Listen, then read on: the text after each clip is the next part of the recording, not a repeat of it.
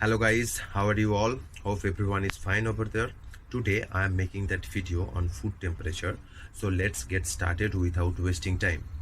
Before I start, I would like to go through the picture I have attached here because it will give you a clear idea what I am going to discuss on.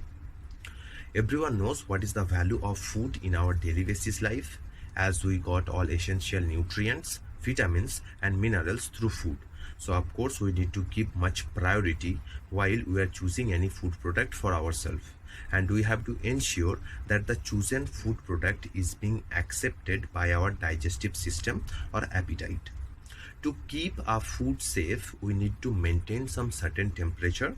I will go through all those things one by one. Just try to keep in mind. The temperature from 4 degrees centigrade to 60 degrees centigrade is really very vital for food, because in between that temperature the growth of bacteria is maximum. They multiply rapidly. So I would like to recommend you, don't keep any food product in between that temperature for a long time. This temperature zone is also known as critical zone or danger zone temperature. Another point, while you are refrigerating any food materials in your refrigerator, you have to ensure that the regulator of your refrigerator is being set below 4 degrees centigrade.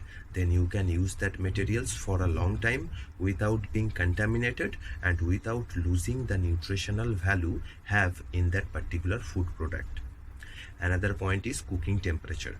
While we are cooking any dishes, that may be chicken, vegetables, lamb or any other materials, we have to ensure by using some cooking thermometer that the temperature goes above 75 degrees centigrade. This is the recommended temperature. In that temperature, most of the bacteria get dead, so you can happily enjoy that food. That 3 information I have already discussed you. It will help you further. You can share that information to any home, because everyone knows without food we can't imagine our life. I think this video will help you. Share that one. If you have any queries, you can let me know by comments. Have a look on the next video. Thank you very much.